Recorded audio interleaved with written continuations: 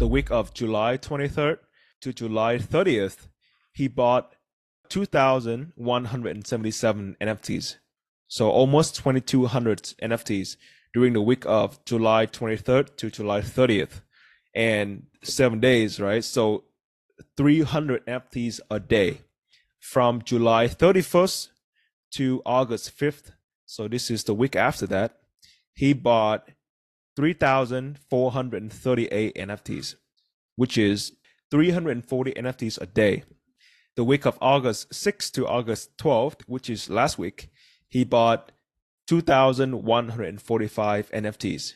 So this guy for the past 3 weeks on average has been buying, 300 to 350 NFTs every single day. So if you were to divide that by the hours, I don't know how many hours people usually stay awake. I don't have that number in mind, but let's just say 8 hours. Let's say the guy spends 8 hours every day buying NFTs, or it could be a group of people, right? Because this is a very mysterious account. That's 30 to 40 NFTs every single hour. That's pretty insane. Hey everybody, welcome back to another episode of the VeVe Vantage Podcast. We do have a new number one whale in town who just crossed 20,000 NFTs. For every single week over the past 3 weeks, this mysterious account bought 2,000 to 3,000 NFTs every single week. That means 300 to 350s every single day. Those are insane numbers. And also, you cannot look up this account on the app either. That sounds very interesting, and that's why in this episode, we'll be analyzing the market activities and the recent behaviors of this whale. We also talk about how two of VeVe's competitors, Nifty and Recur, recently shut down their operations, how different projects can change the image of the NFTs, and why showroom designers will be the next big things in the VeVeVerse. It's going to be a very good episode. Let's get to it. All right, so the first topic that I wanted to talk about is the new number one whale on the VeVe app, which is this guy, BezogeMan, BezogeMan.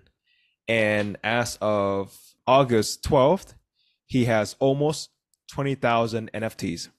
And I want to give a shout out to this Twitter account, Nordor Alive, NOLDOR Alive, who's been doing all these calculations of the number of NFTs these whales sold and purchased on a weekly basis. Shout out to him, her, or they, them.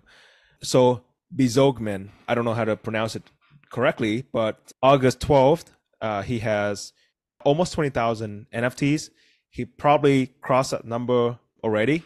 And I wanted to talk about this guy because I know you are interested in him too. But I want to mention some numbers first. So for the past 3 weeks, from the week of July 23rd to July 30th, he bought 2,177 NFTs. So almost 2,200 NFTs during the week of July 23rd to July 30th. And 7 days, right? So 300 NFTs a day from July 31st to August 5th. So this is the week after that. He bought 3,438 NFTs, which is 340 NFTs a day. The week of August 6th to August 12th, which is last week, he bought 2,145 NFTs. So this guy for the past 3 weeks on average has been buying, 300 to 350 NFTs every single day. So if you were to divide that by the hours, I don't know how many hours people usually stay awake. I don't have that number in mind, but let's just say 8 hours. Let's say the guy spends 8 hours every day buying NFTs, or it could be a group of people, right? Because this is a very mysterious account.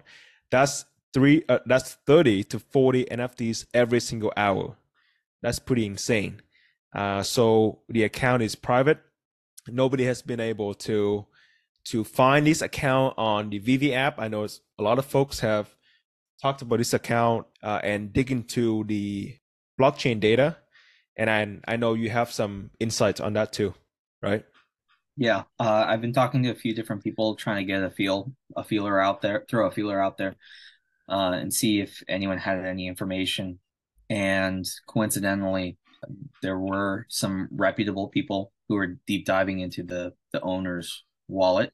And I will share this in general terms. Omi Daily Burn was kind enough to reach out, and he did share with me a few pretty interesting notes. I won't deep dive into them out of respect, and I want to make sure that he has that opportunity to share with the public his findings. But I think I'll lightly touch on a few things that will hopefully garner some interest for the public. And if you haven't followed him yet, definitely give him a follow.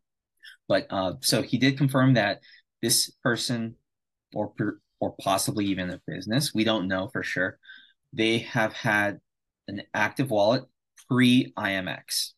Okay, so when VeVe was on all of the collectibles were minted on GoChain, they were already active by that time.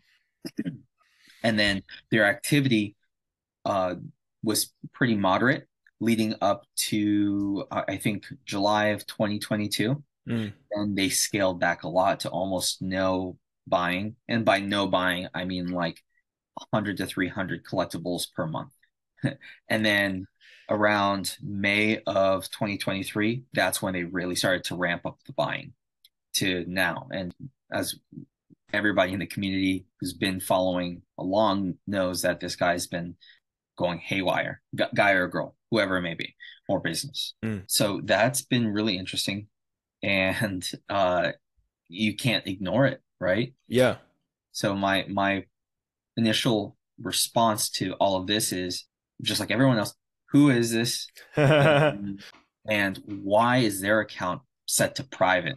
And like, and what I mean by that, and what you were referring to earlier, was that we have this option to look up different users in the search bar on the app or on the web browser, right?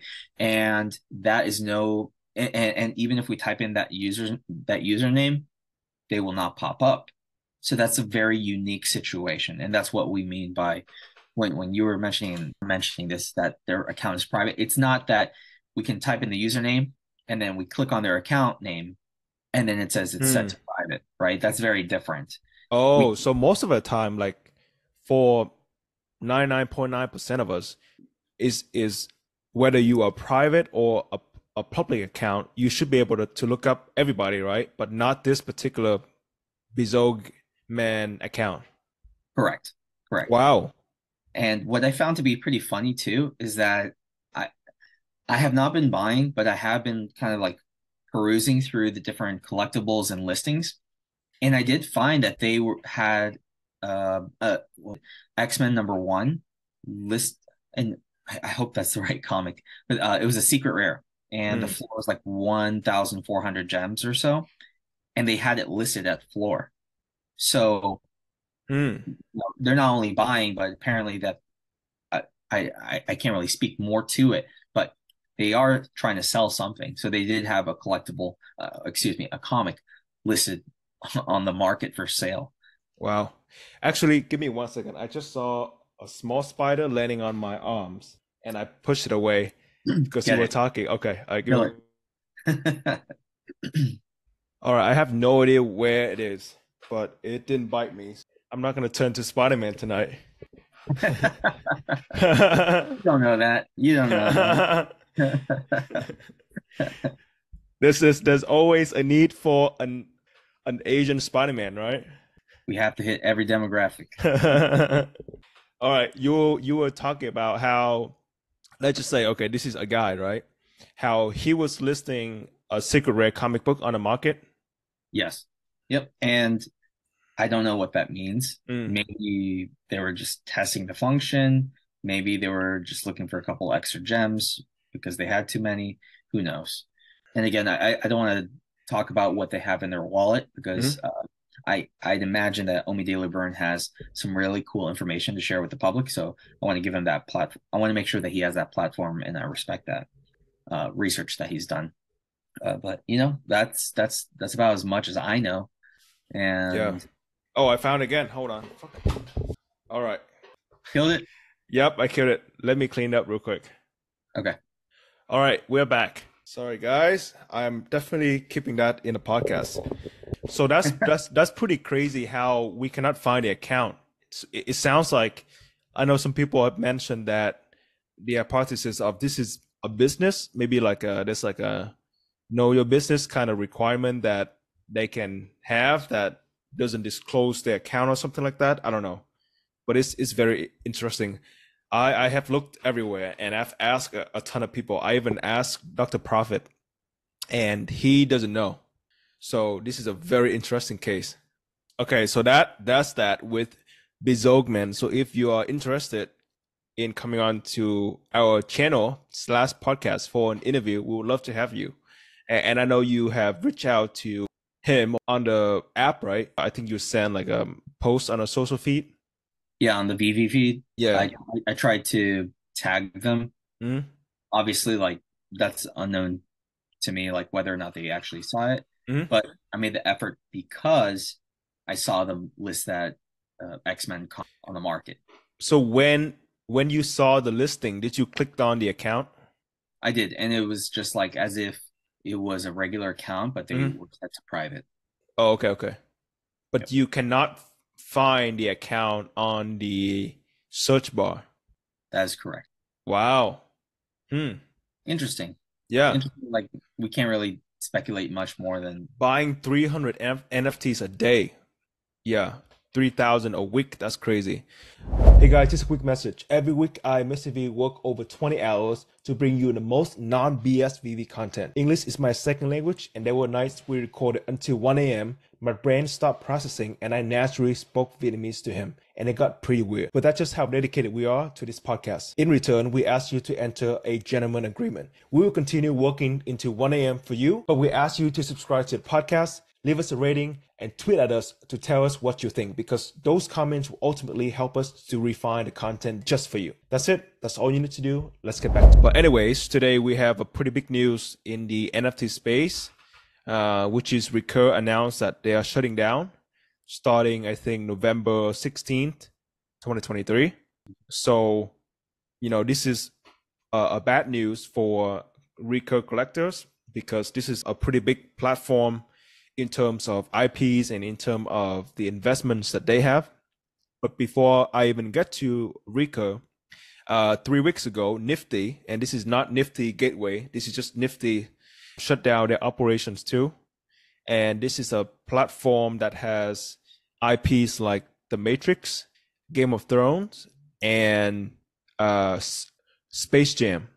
And I actually still have one or two like Space Jam NFTs from Nifty a while back, but I totally forgot about it.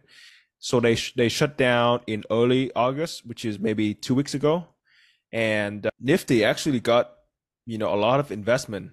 They raised $10 million from Coinbase, Dapper Labs. So Dapper Labs is behind NBA Top Shot, Mark Cuban, and some other crypto investors. So they do have a lot of funding. And then about 2 to 3 weeks later, today, Recur announced that they will, quote unquote, deprecate their platform starting mid-November. And so I did some research on Recur, because I don't have anything on their platform. I have never actually used it.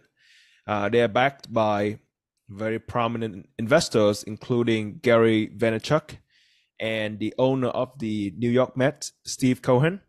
And they also have a very nice portfolio in terms of IPs that they work with, including Hello Kitty, Viacom, CBS, Care Bear, and many universities, because they had this big NFTs line where they would feature college athletes, like college basketball players, football players, those kind of things. So they first launched in December 2021 using the Recur Pass at $300 each, and they sold over $64,000 of them. Oh, sorry, 64,000 passes. And what's interesting is they raised a 50 million Series A at a 333 million valuation back in 2021. So they raised a lot of money. It was super valuable. However, as we know today, less than 2 years later, they said that they were facing some challenges and shift in business landscape. They will shut down their operation. And for those who have Recur assets, they have to, or a balance, you guys will have to withdraw your balance and NFTs by November 16th. If you do it after November 16th, that's not going to happen. So, some notable IPs include Hello Kitty, SpongeBob. Yeah. That's wild. I remember when those passes were available to be minted, and I'd mentioned it to all different friends, and they did mint some passes. I never ended up doing all my money on VeVe. Which is still alive today. So that's a pretty good, investment. So far, Yeah, you haven't so lost anything. yeah, exactly. So far, so good. Yeah. But fortunately, all of the talk to about it, they ended up selling for a profit. So they just ended up selling the passes. They minted any. Right. So it's a bummer. Do you want to guess what the most expensive Recur pass sold for? It was sold through an auction back in 2021. You want to guess the USD value of the most expensive pass? Well, I remember that they had some different rarities, and there was like something like a diamond rarity. And some regular ones. This is the best of the best. The best of the best? Yep, the only one. Is the amount, do you have the amount in US dollars or in ETH or what? I have the amount in both. I have the amount in ETH value back then, and I have the amount in USD value as well. Yeah. Okay. I'll say 80,000 for Okay, this is a six-figure purchase. right. You gotta go higher. You gotta go over triple that. 400? 420. $420,000. It sold for 96 ETH, which was at the time $420,000. So ETH was a lot more valuable back then. But it's pretty wild, right? And this one kind of caught my attention because they're shutting down. They were a competitor of VeVe, and do you remember how David mentioned during our interview that at the time he was seeing some platforms, going out of business, and he was interested in potentially helping them by bringing some of the assets, IPs, onto the VeVeVerse. Yeah, I don't know how that would work in this space. Well, like just buying out some contracts.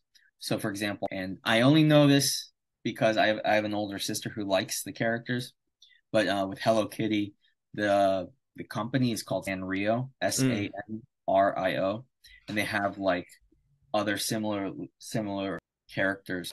All right. Yeah. I've never heard of it. That's cool. Sanrio. Yeah, there's like different there's like a penguin, a frog, and like all these other things. But I could definitely see those being on VeVe just because like VeVe does a great job of mixing things up. But I just don't know enough to. I can definitely see this as a trend because if you look at the revenue that Disney, Marvel, Lucasfilm, and DC generate from their NFT sales and VeVe, primary sales and then even secondary sales too, that's a lot of money. And for a brand like Hello Kitty, they already have the IPs, they already have all the characters.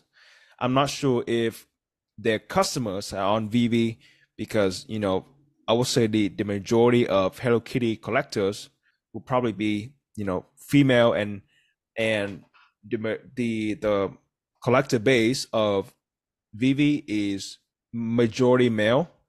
So I don't know if it's going to be a good fit.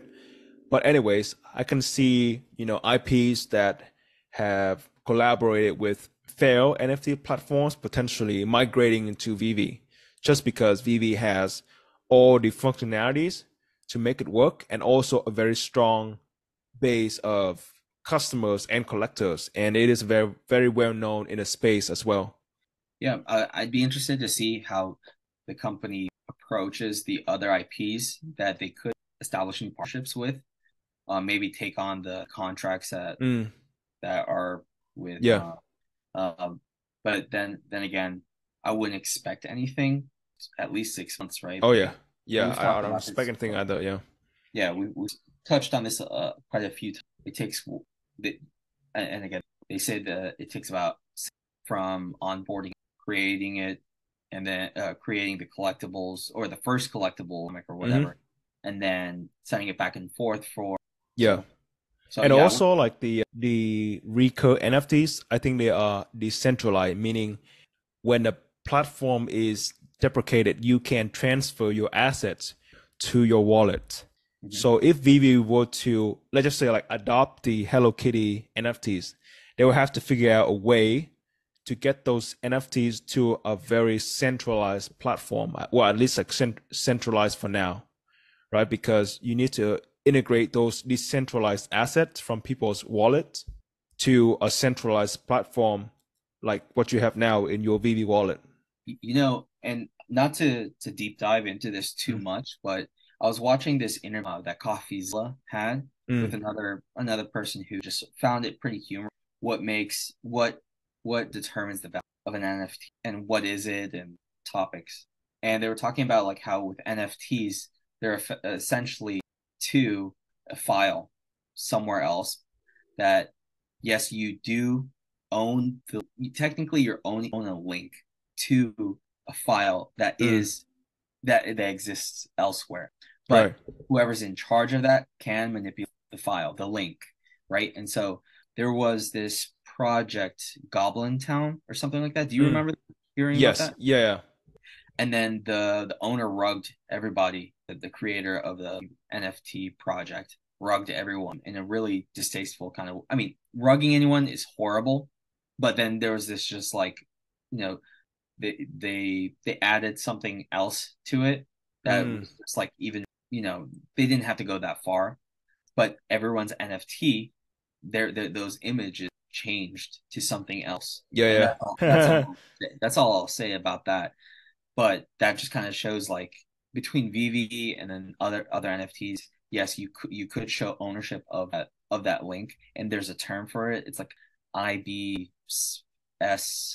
or IBN. I don't know. It's just they own the link, and they could do with it what they want. They could sell it, they could trade it. Whereas with VeVe, you can't quite. And David has made that clear but at the same time, those NFTs can be manipulated. They can be if the creators, and that's why, and I guess to my point, it's so important that that all the owners in charge of those like big decisions are doxxed, and that we do know who they are, what their background is, and we have some information on to prove that they are credible, and credit Dan and David and some of the other teams have or doxed and shared who they are. It's a tough going for a lot of people. I just hope maybe exercise a little bit of caution, because we all pay our and it doesn't have to be NFTs or crypto. It's like if you're learning a new skill, like if you're playing an instrument, you have to pay for the instrument, you have to pay for the music books or for the classes, or if you're doing sports, very much the same thing, right? Sports equipment, private trainer if you can afford that, or sign up for a team, and you just kind of have those groups. And I really hope that everyone moving forward sees that you got to do your own. I don't mean recommendation, because we've all, when you listen to friends and you advise you to do, the only person that you could be upset with is yourself if something does go, because you made that active effort to spend that money on something that you. And so I would encourage everybody with another platform, just make sure that you know where you're spending your money, especially if living paycheck to paycheck. Nobody can take care of you better than yourself. Yeah, right. And even for like a pretty credible platform like Elman X, you saw how they just got pretty unlucky with the Discord hack. It's tough. Yeah. So I just want to quickly mention that to our listeners. So maybe a couple of days ago, somebody hacked into one of the main Discord mod account of L1X and essentially banned the other moderators on their Discord channel, and then share a malicious link to receive an airdrop to the Discord channel. And a lot of people clicked on it, and their wallets were compromised. And a lot of OMI, well, I don't know too much about M1X, but I know that, some people store their OMI in those wallets. and about 129 million Ohms were compromised. And as of Thursday, August 17th, I think at least according to Pudding Chick, the economy advisor, he said that at least 98.5 million Ohms were dumped on the market. So, that and the macro market in general affected the price yesterday. But like going back to your point, sometimes like you have really credible teams working on a project, but often than not, you just get unlucky with these hacks. So you gotta be super careful with that. Yeah, I do want to speak on two things. First, the 129 million Omi that was stolen, that amounts to, like, if we're talking about 0007.007 USD per Omi, that amounts to approximately 90,000. So the market cap is much bigger. So it may have had a slight impact price action, but there was a series of sales going on, and it wasn't just that caused the price. Yeah, other things too. Yeah, and then also it was bothering me that I didn't know was, but I looked it up again, and what I was referring to with the links to the NFT, the term is IPFS, and I'm reading this off of Google. All right. So don't. So anyways, it refers to all NFTs that use IPFS to store the files representing these NFT metadata or both. So the NFTs, the links take you to a place where the NFTs are stored, and somebody's always in charge of that. Actually, so you're right. So the link takes you to like a storage place where the image of that NFT exists. So like you can buy like a Bored Ape, for example, and the metadata of that NFT can be multiple things, like the rarity, the names, the mint number, the date where it was first minted, those kind of things. And then there's one piece of metadata, which is the link to the image. So I think it's like a JPEG image or PNG type of format, and that image is stored on a NFT storage space, like a Dropbox. That's my very basic understanding of it. And the link belongs to the blockchain data, but the image that is stored on it, I think you can kind of change that. The link stays the same, right? But hypothetically, the owner of that link can change that to an image of a rhino, or like a dog, cat, NFT, whatever. Like our website is VeVeVantage.com. That is the link, and it is on the blockchain, and you cannot change that. But I can go into to our website editor today and change the name of the podcast to VeVe Vantage 123 Will or whatever. So I guess that is exactly what you are referring to. So the link is the same; it is permanent on the blockchain, but the image, you can kind of change that. Right. Yeah, you have proof that you bought it. You have proof that you've transferred it or sold it or what have you. But really, all you own is and not the file itself. The end product, right? And it's just that middle piece that people maybe overlook. Again, we're not again, but I'm not an expert. It's just like this very basic understanding of the IPFS and how they work. Actually, we can kind of see that on VeVe too. You know how they animated that unicorn? That was like the first collectible that got upgraded.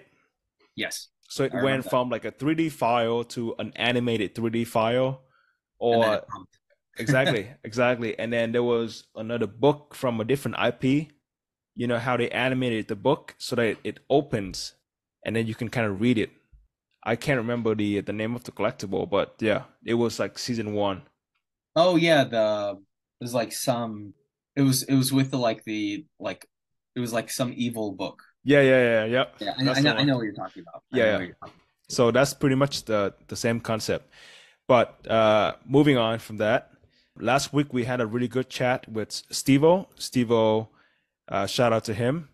I was so surprised at the amount of people who tune in. And I guess it was mostly because we don't have access to the VeVeVerse, and the majority of us don't have access. So any insight or alpha from a beta tester, and especially somebody who is as passionate and knowledgeable, and somebody who spent an insane amount of time, just messing around in the VeVeVerse, like Stevo, is extremely valuable to people, because I text him pretty often because I just want to check in on him. And maybe at like 1 or 2, he would still be in the VeVeVerse, building things. He spent several hours building this gate. You know how these like Disney princess movies usually have a castle and there's like a huge gate in front of it. He spent a couple hours using the different shapes and blocks that are available to us in the VeVeVerse, building that. And yeah, he spent a lot of time in it. So I guess what I was trying to get to was, I think one of the hardest things VeVe has to deal with is making VeVeVerse easy to everybody. Because after talking to Stevo, I realized that the number of hours he spent to make these very basic things is a lot. Like the base to put the collectibles on, or the lightings, or the quote unquote Disney castle gate. Well, it's just one thing that I'm concerned with, which is that I'm just afraid that everybody will be very excited at first. And when they come in, maybe after a day or two, they will probably get tired of designing their own showrooms, because it is not easy. It doesn't sound easy, especially to those who have a ton of NFTs. A couple of our friends have thousands of collectibles and even comics too, or those who just have like a high expectation of what their home will look like. Because the VeVe app is extremely easy to use. It's probably the easiest and most convenient NFT platform out there. But I think that the VeVeVerse is a totally different beast. So, from just messing around with a very small showroom in your phone, now you have unlimited space and so many more elements. So you have your main home, right? And then you have platforms, and you can combine several homes and several platforms in the same space. And then you can build these things, and then you have to decide on, okay, what kind of lighting should I put on my collectibles? What colors of the light should I put on so that they shine? Where do I place the light? What should the outside look like? Even like for you have a ton of like Disney NFTs. What if you try to line them up all the same, and then you have to like make all these adjustments so that they all have the same dimensions, like the same height and width and those kind of things. Maybe I'm just over concerned with it. Yeah. About how time consuming it's going to About the steep learning curve and how time consuming it's going to be. And that's why Steve-O kind of brought it up a little bit. Like he was saying that he would love to see the ability to duplicate not the generic shapes, but the structures that you built using those shapes. So for example, like he want to duplicate the castle gate that he spent a couple hours building, or an ability to make sure that all collectibles have the same dimensions. Like you can design your Elsa to have this height and this width, being able to apply that to every single other collectibles to make them all look consistent will be very helpful. Like how I edit our videos, like every single interview video, we would have like a section that says, what's the next in this interview? And then there's like a line of text to say, we'll be talking about Omi, we'll be talking about comics, those kind of things. I always try to make sure that each line of text will only show up for like 10 seconds. Mm-hmm. So I'm just a little bit concerned about the steep learning curve and the amount of time people will spend in it. And then if it's too hard for people to spend, create their showrooms, then they won't stick around. Yeah. And then I think you could also say that, how the first version of anything that comes out usually like has a lot of things that needs working on. I think there's going to be a large part of the community that may be doing just that, something similar, where they're just going to wait it out until those elements or those tools that make the experience a lot easier roll out. So instead of them being part of the, like, even if they do get the beta access to the VeVe, some of them like may just like check in, look around, see that maybe too much for them, and then you know what, I'm okay. I'll wait a little while longer until Yeah, they're more user friendly, and then circle back. Or even like Steve was talking about how you can't really copy and paste the structures that you created, but maybe down the road they do make that available. Or say, for example, if you and Steve make two really cool structures in your VV areas, and I'm like, I want those, and yep, then maybe you could transfer those structures to a copy of those structures to my VeVeVerse, and then I can build on top of that. exactly, yep, No one's yeah. going to force us to go through that learning curve, and we could wait until they have the next the second version or the third version or whatever of it before decide to jump Yeah. on. So that kind of leads me to two solutions that I came up with. Not really came up with, but like I just, kind of drew in from other experiences. So the first thing is they can kind of gamify it a little bit. So I think of the VeVeVerse as, have you ever heard of the game Sim, like Sim City? Yeah, I think I was in game out, maybe elementary, but yeah, Yeah. I have seen. So that was a pretty successful games in terms of like building things, right? Maybe they can kind of gamify it a little bit, or learning from other things that sounds very hard to do, but somebody or some company have successfully simplified it so that you actually enjoy doing it. And this is a very odd example, but I bring this up every single time, which is my prime example of something that is extremely difficult, but was simplified to very, very easy and actually enjoyable is doing taxes. I hate doing taxes. I think it is very intimidating, but I love doing taxes using TurboTax. Like I know most people don't want like hate doing taxes because there's so many fields you wanna because there's so many data points you have to pull together. But TurboTax makes it. Do you use it? I do. I do Oh it on my own. Is this a plug for you to try and get a sponsorship for us? no no no Okay. All right. no no. Employees, if you are listening to this, we may be interested. Yeah, so well, I care a lot about the user experience because I work on a user experience team. So in tech, there are three elements that is very important to a product. So price, function, and user experience. And so we call it usability. And TurboTax makes it very enjoyable to do taxes. So, if there are questions you don't know, you can always come back later. So taxes is something that is extremely difficult, but they simplify it and makes it very enjoyable. So now I kind of look forward to do taxes. But going back to the VeVeVerse, I think that is something that they need to think about so that everybody, regardless of your, technical knowledge, can at least build something and actually enjoy that product. Secondly, I have after talking to Steve-O, I have this thesis of how designers, like vault designers and vaultaholics, will become the next big thing in the VeVeVerse, because not not many people can spend hours every day designing their showrooms, but everybody wants their showroom to look good and at least like worthy of their collection, right? So, for example, I recently talked to Mr. 41, who now has over 100 Mint 41 first public mint NFTs. And he mentioned to me that he's very excited to get into the VeVeVerse and have somebody design his home for him. So for a guy like him, right? And for the other folks who, the whales, or even, people who have just a couple hundred NFTs, I think they will have a very hard time designing a showroom, or in this case, a home that meet the expectation.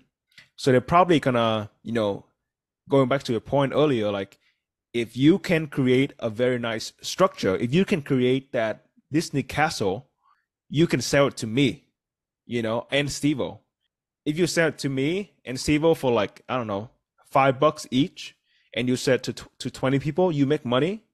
And I only have to pay $5 instead of spending maybe 2 days building it.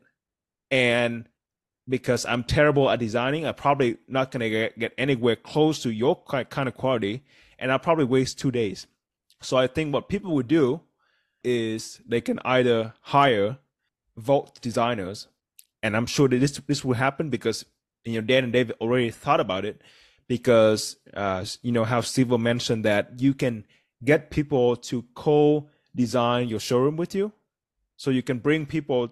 So Mr. 41, I bet you he would like find some vault designers that fit his aesthetic, and then pay that person maybe like $200. Give that designer access to his showroom. Hey, you can come in, you can move my NFTs, whatever. I want things to look like this. I want things to be organized by IPs. I want things to be organized by, the year, the FA year, or I want things to be organized by colors. I want all the colors from all the spectrums line up.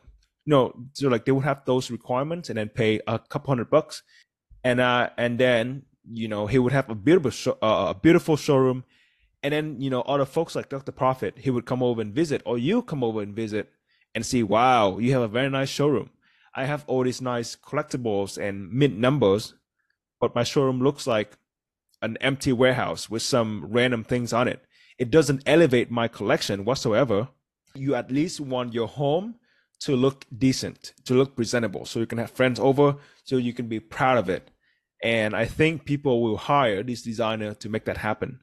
Or there's going to be services that will sell these structures.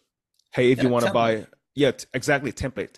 If you want to buy a Disney castle, or if you want to buy a Batman cave, things like that, you can buy it from me, and then I can make it. You will save 2 days, and you have this beautiful space to put in your collectibles and elevate the value of them. It's an easy model, but very effective, very, very lucrative in some cases. Mm-hmm. I know I have since resigned from the career of the vocation of teaching, but before having left that field, there was this website called Teachers Pay Teachers, and there will be a lot of different resources or templates for different lessons, for different activities, and they would be very, you'd have some things that are very inexpensive, and then like the more detail oriented they become, the more expensive they become. But you could get single files, single pages, all the way to and those are very, very but in either case, that's kind of like how I see it with the VeVeVerse. Like if there are templates, or if there are individual files that you like attach your account name to them and a price, and then there's just like with the VeVe marketplace, you could have a marketplace for template and design. Oh yeah, 100%. And 100%. You could see like you just click on the user who creates all of those different templates or files, and you could see everything that they have. You could just buy from them, however VeVe decides to coordinate that. But it is a very cool model. It's very successful. Yeah, like very basic, templates are everywhere. Templates, you see templates, and you see people making money from templates in every single thing that you touch. For example, me, when I designed our website, VeVeVantage.com, it looks the way that it does, not because I designed it. It is because I use a template, right? So going back to your example of like teaching, let's just say like there is like 1 or 2 kind of like syllabus that will fit the needs of multiple teachers, or even the posts that I usually post for the podcast. Everything is from a certain template. I just copy and paste our content into it.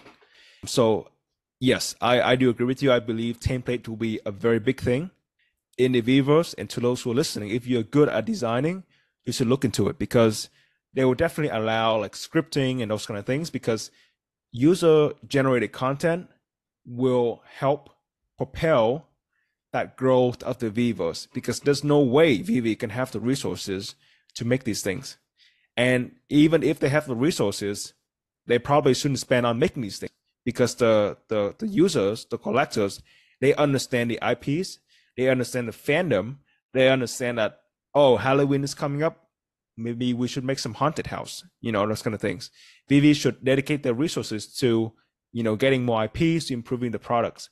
So I think template and these cool structures and designs will become a pretty big thing. And even like games and experiences too. You know how Sivo mentioned there's gonna be like people are already designing maze or like a racetrack, those kind of things. Yeah, I Yeah, remember. yeah. There'll be a lot of that too. That is it, everybody. Thank you so much for tuning in. I hope you have enjoyed the episode today. And if you have, remember that gentleman agreement. We will continue working until 1 a.m. just for you. But in return, we ask you to subscribe to the podcast so that you don't miss out on the actionable and valuable insights, everything VeVe and Omi related. Don't forget to give us a rating and tweet at us to let us know what you think about the podcast so that we can refine the content better just for you. Thank you so much. We hope to see you again next time. Peace.